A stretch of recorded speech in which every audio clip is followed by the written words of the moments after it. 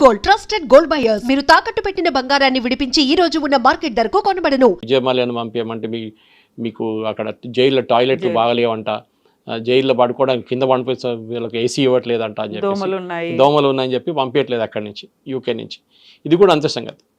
కానీ రానమ్మన్ దగ్గర చనిపోయేదాకా జైల్లోనే ఉంటాడు, బయటికి రాడు ఎట్లయినా. కానీ ఆయన ఇచ్చిన ఇన్ఫర్మేషన్ మనకి పబ్లిక్ కన్జంప్షన్ మీలాంటి నాలాంటికి చెప్పేది 2% బయట చెప్తారు జరిగిందా, మిగతా అంతా వాళ్ళ దగ్గర ఉంటుంది డీటెయిల్స్. ఏంది, ఎవరు, ఎట్లా, ఏం చేయించారు, ఏ ఆర్మీ. అప్పుడున్న army officers, Pakistan army officers ఉండరు, చనిపోయి ఉంటారు చాలామంది. ఇప్పుడు దాకా తెలియదు, రిటైర్ అయితే అయిపోయి ఉంటారు 100%. సో జరిగిన దానికి పర్వేజ్ ముషరఫా లేకుంటే ఇంకెవరైనా రెస్పాన్సిబుల్ అంటే then we have to take care of that ఆ టైంలో. కానీ ఇట్స్ టూ లేట్. కానీ ఒక మారల్ విక్టరీ లాగా that we have established, yes Pakistan did it అని అందరికి తెలుసు. మీరు చెప్పినట్లు అందరికీ తెలుసు పాకిస్తాన్ చేయించారా, ఐఎస్ఐ చేయించారని. కానీ వీ కుడ్ ప్రూవ్. ఆ టైంలో మనం ప్రెషర్ పెడితే, మన్మోహన్ సింగ్ టైంలో ప్రెషర్ పెడితే డెఫినెట్గా they would have been result. కానీ మన్మోహన్ సింగ్ గారు ఆ టైంలో అగ్రీ చేయలేదు. ఈవెన్ బాంబింగ్ కోసం అప్పుడున్న ఎయిర్ ఫోర్స్ చీఫ్ చెప్పారు, గుర్తుంటుంది, రీసెంట్లీ కూడా ఆయన చెప్పారు, we were ready with a plan to bomb Pakistan, మనం చేసినట్లే ఈసారి చేసినట్లనే. కానీ మన్మోహన్ సింగ్ గారు వద్దని చెప్పారు. ఇట్లా అగ్రవేట్ ద సిచ్యువేషన్, ఇంకా సిచ్యువేషన్ ఇంకా స్పాయిల్ అయిపోతుంది, వద్దని చెప్పేసి ఆపేశారు, ఆలోచించారు. సో ఇప్పుడు మసూద్ అజర్ ఎక్కడున్నారు, సఫీద్ ఎక్కడున్నారు అనేది, హఫీజ్ సయీద్ ఎక్కడున్నారు? అందరు పాకిస్తాన్లోనే ఉన్నారు. వాళ్ళ ఫ్యామిలీ మొత్తం చనిపోయారు కదా హఫీజ్ అంటే. వాళ్ళ ఫ్యామిలీని ఇడిచేసి ఎక్కడనే వెళ్తారా? వాళ్ళు పాకిస్తాన్ ఆర్మీ ప్రొటెక్షన్లో ఉంటారు ఇప్పుడు, ఎస్పెషలీ ఐఎస్ఐ ప్రొటెక్షన్లో. ఆర్మీ కూడా కాదు, ఐఎస్ఐ ప్రొటెక్షన్లో ఉంటారు వాళ్ళు. వాళ్ళని సెక్యూర్ ప్లేస్లో పెట్టుకుంటారు వాళ్ళు పాకిస్తాన్లో, ఆబ్వియస్లీ. ఎందుకంటే ఒకటి వాళ్ళు బయట కనిపించకూడదు, కనిపిస్తే దెన్ ఇట్స్ అడ్మిషన్ దట్ వీళ్ళు ఇక్కడే ఉన్నారని చెప్పేసి. సో వాళ్ళ సన్నిన్లా కానివ్వండి, వాళ్ళు పంపించి వాళ్ళ మీటింగ్లన్నీ అడ్రస్ చేస్తున్నారు. ఇప్పుడు వాళ్ళ కొడుకు చెప్పారు కదా, మా నాన్న పంపించి వీరెవర్రా నాయన అని చెప్పేసి, అది సేమ్ కండిషన్. సో ఆబ్వియస్లీ కొడుకు అక్కడ ఉంటే నాన్న కూడా అక్కడ ఉన్నాడు ఇక్కడ పక్కన అని చెప్పేసి. కానీ బయట వెళ్ళొద్దు ఇప్పుడు ఈ సిచ్యువేషన్లో. బయట వెళ్తే మళ్ళీ ఒకటైతే మిమ్మల్ని ఇండియాలో ఏదైనా డ్రోన్ పెట్టి చంపేస్తారు, లేకుంటే ఇది జరుగుతుంది దట్ పబ్లిక్కి చెప్తారు. ఇంటర్నేషనల్ చూడండి అక్కడే ఉన్నాడు, ఇది terrorist and designated terrorist. It is not India designated terrorist, UN designated terrorist. అది చాలా పెద్ద డిఫరెన్స్ అన్నమాట. సో బయట కనిపిస్తే Pakistan is obligated to arrest him. కానీ ఎప్పుడు చెప్తారు లోకంలో ఒక సేయింగ్ ఉంది ఇంగ్లీష్లో, 1 man's terrorist and other man's freedom fighter అని. వీళ్ళేమని చెప్తే మొన్న కూడా అసీమ్ మునీర్ ఏం చెప్తారు, పాకిస్తాన్ కశ్మీర్లో ఉన్న ఫ్రీడమ్ ఫైటర్స్ని సపోర్ట్ చేస్తారు, అంటే టెర్రరిస్ట్ని సపోర్ట్ చేస్తారు ఇండైరెక్ట్గా.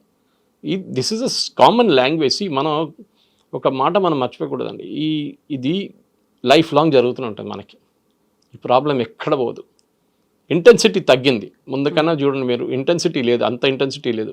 90sలో ఎర్లీ 2000 ఆ ప్రాబ్లం ఇప్పుడు లేదు. కానీ టెర్రరిస్ట్ అటాక్ ఉంటుంది. మనం కూడా ఇజ్రాయెల్ లాగా దీంతో బతకాల్సింది మనం నేర్చుకోవాల్సి వస్తుంది. కానీ ఒకటి, మన మీద దాడి జరిగితే 10 సార్లు ఇంట్రెస్ట్తో సహా కొట్టాలి వాళ్ళు. సో ఇప్పుడు ఇజ్రాయిల్ అంటే లేటెస్ట్ టెక్నాలజీని డెవలప్ చేసుకుంది, అక్కడ ఐరన్ డోమ్ని డెవలప్ చేసుకుంది, వాళ్ళకి కావాల్సినటువంటి అన్ని లేటెస్ట్ టెక్నాలజీ, డిఫెన్స్ సిస్టమ్ అంతా ఉంది. అలాంటి టెక్నాలజీ, అలాంటి డిఫెన్స్ సిస్టమ్ మన దగ్గర ఇండిజినియస్ టెక్నాలజీ అండ్ బయట నుంచి కూడా పెట్టుకోవాలి అంటే we have to give more budget కదా. చాలా ఎక్కువ 50,000 crores ఇచ్చారండి. దిస్ మిడ్ బడ్జెట్లో 50,000 crores అట్ ఈస్ జూలైలో ఇచ్చారు. మనకున్న అడ్వాన్స్ డిఫెన్స్ సిస్టమ్ పనిచేస్తుంది, చాలా బాగా పనిచేస్తుంది, మనం చూసాం. కానీ we should not rest on hour laurels అంటారు ఇంగ్లీష్లో. ఏదో మనం ఈసారి గెలిచేసాం అయిపోయిందని కాదు. చైనా వాళ్ళు కాన్స్టెంట్గా, తుర్కీ వాళ్ళు కాన్స్టెంట్గా వాళ్ళు ఏదో పాకిస్తాన్కి వెపన్స్ ఇస్తుంటారు. మొన్న కూడా ఆర్మీ వాళ్ళు ఒక బ్రీఫింగ్లో చెప్పారు చాలా క్లియర్గా దట్ చైనా ఇచ్చిన రియల్ టైమ్ ఇంటెలిజెన్స్, ఎందుకంటే పాకిస్తాన్ దగ్గర శాటిలైట్ లేదు, చైనా ఇచ్చిన ఇంటెలిజెన్స్తో పాకిస్తాన్ పనిచేశారు ఈ యుద్ధంలో, ఆపరేషన్ సింధూర్లో. అంటే చైనా వాళ్ళు కూడా పాకిస్తాన్లో కూర్చొని చేపించారని అని చాలా క్లియర్ అడ్మిషన్.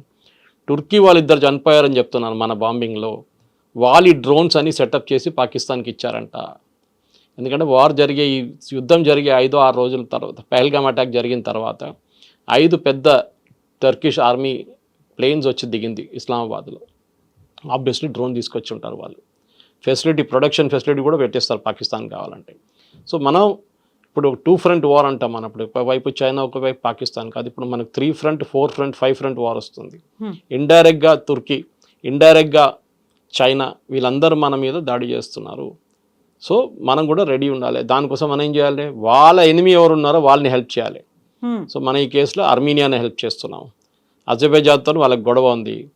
నకోర్నా ఖరబాగ్ ఏరియాలో ఒక పెద్ద మన లాగానే పాకిస్తాన్ ఆర్మీ ఇండియా కొట్టుకుంటున్నట్టు కశ్మీర్ ఏరియాలో వాళ్ళ దగ్గర ఒక నకోర్నా ఖరబాగ్ అనే ఏరియా ఉంది. Armenia is a Christian country. And Azerbaijan is Islamic country. So మనం ఆర్మీనియాని హెల్ప్ చేస్తున్నాం, ఇప్పుడు కాదు ముందు నుంచి చేస్తున్నాం. బహుశా మనకు ఒక ఎయిర్ ఫోర్స్ బేస్ కూడా ఉంది అక్కడ, ఎవరు చెప్పట్లేదు మాట్లాడలేదు దాని గురించి. లాంగ్ బ్యాక్ న్యూస్ ఉండే ఒక టైంలో that we have an air force base in Armenia అని చెప్పి. అది కాకుండా ఇప్పుడు మోదీ గారు మన గ్రీస్కి వెళ్ళారు. We offered our entire defence cooperation. గ్రీస్కి తుర్కీకి పడదు, తుర్కీ వాళ్ళ పెద్ద ఏరియా ఆక్యుపై చేసుకున్నారు గ్రీస్ వాళ్ళది. వాళ్ళకి ఇప్పుడు దాకా డిఫెన్స్ ప్యాక్ట్ కింద వాళ్ళకి ఏం దొరకట్లేదు, నేటో అని చెప్పుకుంటారు వాళ్ళందరూ, కానీ యాక్చువల్ హెల్ప్ ఏం రావట్లేదు. Whereas Turkey is a NATO member. So obviously మనం కూడా గ్రీస్ని వెళ్ళి హెల్ప్ చేయాల్సింది. అండ్ నిన్న కూడా పేపర్లో ఒక రిపోర్ట్ వచ్చింది that India is offered to give unspecified number of missiles, అంటే పేరు లేదు, మిసైల్స్ ఇవ్వబోతున్నాం. నాకు భయం ఉంటే చాలు టర్కీకి దట్ ఇండియా మిసైల్స్ అక్కడ వచ్చి కూర్చున్నది, వాళ్ళు బ్రహ్మోస్ పంపించారో, ఆకాష్ తీర్ పంపించారో, అగ్ని పంపించారో మనకు తెలియదు, కానీ అక్కడ ఉందని చెప్తే దే గెట్ అ మెసేజ్, మీరు పాకిస్తాన్ హెల్ప్ చేస్తే మేము ఇక్కడి నుంచి మిమ్మల్ని కొడతామని చెప్పేసి. సో మనకి ఇక్కడ శత్రు దేశాలు అలా మెల్లిమెల్లిగా పెరిగిపోతున్నాయి, +1 అన్నట్టుగా యాడ్ ఆన్ అయిపోతున్నప్పుడు మన ప్రధానమంత్రి ఏంటి ఒక చిన్న చిన్న దేశాలకు వెళ్తున్నాడు. ఘనా వెళ్ళారు, ఇటు ట్రినిడాడ్ టొబాగోకి వెళ్ళారు, ఒకేసారి 5 దేశాలు కంటిన్యూ చేసుకొని వచ్చేసారు.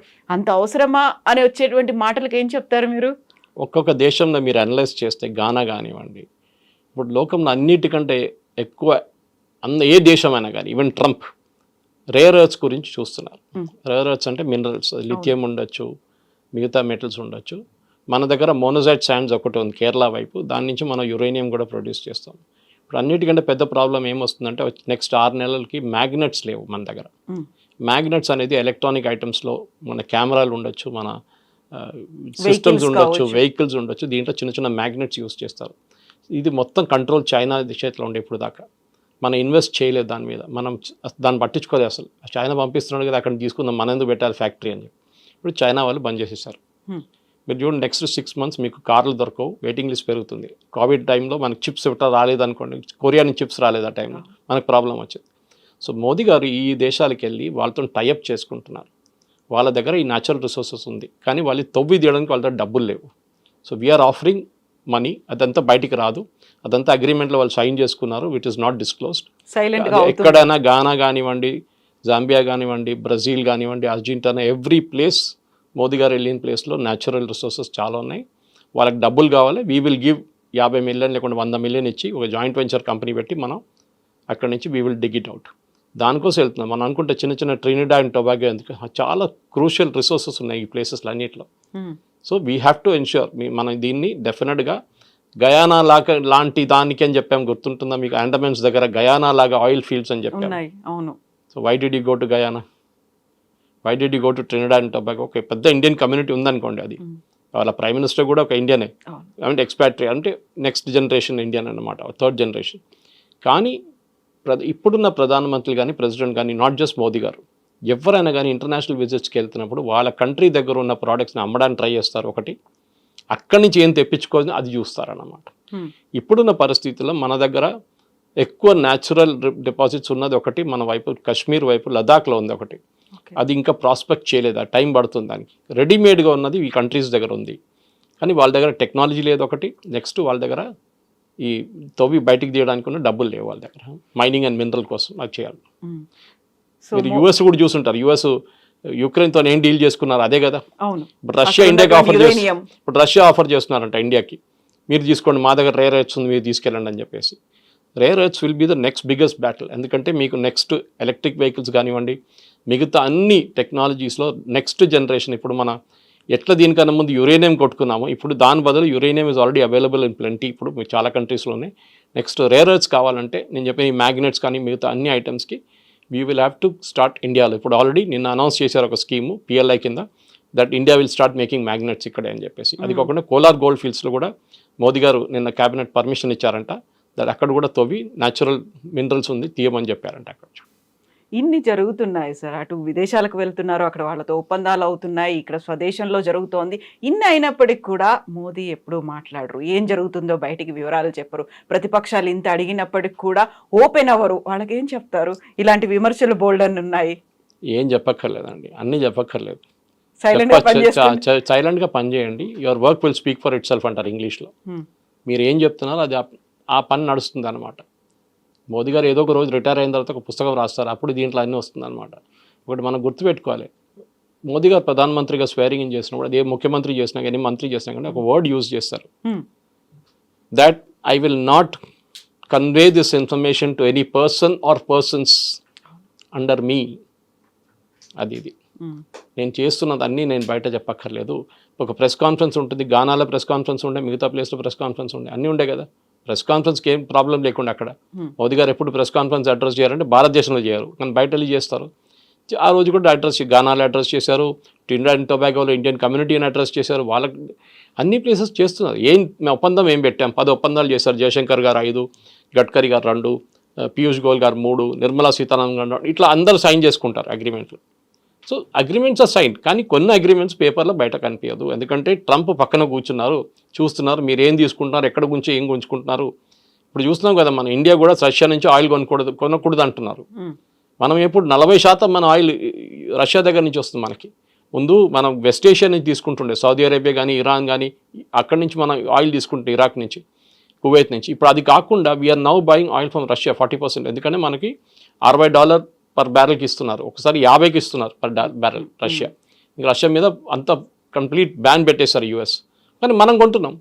ట్రంప్ ఏమో నేను మొత్తం బ్లాక్ లిస్ట్ చేస్తే చేసుకోని చెప్పారు మోదీ గారు, ఏం కావాలంటే చేసుకొని చెప్పారు, కానీ చేయరు, భయం ఉంది. ఇప్పుడు కూడా ఇష్యూ చేసిన లిస్టు మీరు చూసుంటారు, నిన్న ఒక పెద్ద లిస్టు ఇష్యూ చేశారు ట్రంప్. 17 దేశాలు 16 దేశాలు ఉన్నాయి దాంట్లో. దట్ మీన్ టారిఫ్ 40 నుంచి 30 థాయిలాండ్ ఉంది దాంట్లో, జపాన్ ఉంది దాంట్లో, కొరియా ఉంది దాంట్లో. పెద్ద పెద్ద దేశాలు, at least Japan and Korea are big names అనమాట. కానీ భారతదేశం పేరు లేదే దాంట్లో. ఎవరు అడగట్లేదు ఎందుకు ఆపోజిషన్ వాళ్ళు. రాహుల్ గాంధీ ఏమంటారు, మోదీ గారు ఏదో సీక్రెట్ అగ్రిమెంట్ చేసుకున్నారు యూఎస్తోనని. ఇంటర్నేషనల్ టారిఫ్, ఇంటర్నేషనల్ ట్రేడ్లో మనం బయట ఎక్కువ మాట్లాడకూడదు. మనం ఏం చేయాలంటే చుప్చాప్ చేయించుకొని మన అడ్వాంటేజ్ తీసుకొచ్చి మనం రిటర్న్ వచ్చేసేయాలి అంతే. మనది ఒకటే స్టిక్కింగ్ పాయింట్ ఏంటంటే మన బియ్యం అక్కడ అమ్మడానికి మన ఎస్పెషలీ మన అగ్రికల్చర్ ప్రొడ్యూస్ పెద్ద ప్రాబ్లం ఉంది. యూఎస్ సబ్సిడీ ఇస్తారు వాళ్ళ ఫార్మర్స్కి, మనం సబ్సిడీ ఇస్తాం మన ఫార్మర్స్కి. ఇది 2 మ్యాచ్ కావట్లేదని చెప్పి యూఎస్ గొడవ చేస్తున్నారు. So we will have to find a way out. మనం యూఎస్ నుంచి బియ్యం కొనక్కర్లేదు, వాళ్ళు ఇచ్చిన బియ్యం కూడా ఎవరు కొన్నారు ఇక్కడ. వాళ్ళు ఇంకేమైనా ప్రోడక్ట్స్ పంపిస్తే ఇక్కడ కొంటారు మార్కెట్లో. రేట్ ఎక్కువ ఉంటే ఎవరు కొనరు, మనకు అందరూ తెలిసిన స్టోరీ అది అన్నమాట. సో వీ విల్ వెయిట్, చూద్దాం ఏమైతుంది. పీయూష్ గోయల్ గారు వెళ్ళారు, నెగోషియేట్ చేశారు. లాస్ట్లో వాళ్ళకి విసుకొచ్చేసింది అమెరికన్స్కి, పీయూష్ గోయల్ వద్దు మాకు అని చెప్పారంట.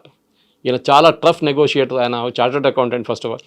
ఈయన వద్దు మేము ఇంకెవరైనా పంపి అంటే మోదీ గారు చెప్పారంటే ఇంకెవరు లేరు, ఆయన వస్తారని చెప్పారు. ఆయన వస్తారు, ఆయనే నెగోషియేట్ చేస్తారు మీతో, ఆయన అక్కడ కూర్చొని నెగోషియేట్ చేస్తున్నారు ఇప్పుడు. So we will wait. దానికోసం ఈ లిస్ట్లో August 1 నుంచి ఉన్న లిస్ట్లో భారతదేశం లేదు. బ్రిక్స్ మీద ఏదో పెట్టారు 10% అని, అది ట్రిపికల్ ట్రంప్ బ్లఫ్, అది ఏం జరగదు. Thank you.